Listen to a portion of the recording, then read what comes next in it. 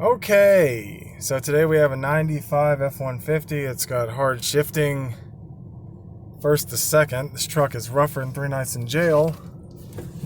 I'm gonna go ahead and show you guys kind of what it's doing. Yeah, it's shifting very rough. The timing's been checked. The VSS on the rear differential has been cleaned, and the TPS was replaced, and there was a voltage checked for idle. I believe it's the accumulator. We're going to put an updated spring in it. I just wanted to show the condition real quick, and then I'm going to try to get it out. Okay, so I'm under the truck. I've taken the transmission pan off. As you can see, it's beveled at both corners. The actual pan goes in on the rear. This version, you do not have to take the valve body out. This is the first and second accumulator right here, 1 to 2. I've got a trans pan under here. It's about the length of the transmission. When I took the pan off, I took the front bolts out, and as I went toward the back of the pan, I took these about halfway out, and the rear is about 1/4, so it would drain from the front down into the pan. But as you can see, the valve body's still on, filter's still in. I've got a socket up here. I pushed the accumulator in, and I pulled the snap ring off. All you need to do that is just a cheap pair of these snap ring pliers. And now I'm going to let it down slowly.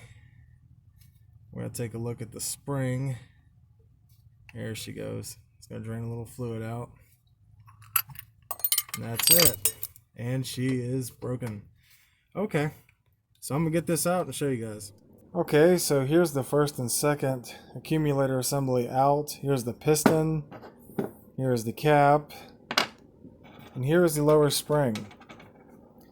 Here's our updated part. It's the same size. The width on top and the width on the bottom, same size. Piston depth on the bottom for the lower spring, the same size. When you come to the top, this spring has about 1 inch and some change here. And on this one, it sits about, I think it's 7 or 8 millimeters further in. So there's less apply force on this one. That might just be the way the updated part's done. I'm not real sure. A note on removing this: they make a 1 to 2 servo tool, or I'm sorry, accumulator tool. I use a jack, which isn't the right way, but it comes out. You only need to push this up enough, just barely enough, to get that snap ring off. You don't have to push this way up in the trans. So if you have to do it that way, that's probably the safest way to do it. I don't recommend that, but if you get in a situation, you can do it that way.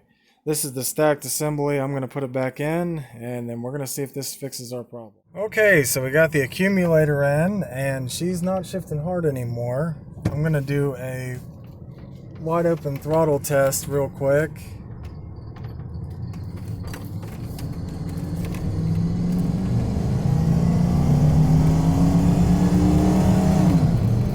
Shifts great. Pulls good. So I think she's good. It does have a squeak, but I believe that's from the harmonic balancer. It's dry rotted.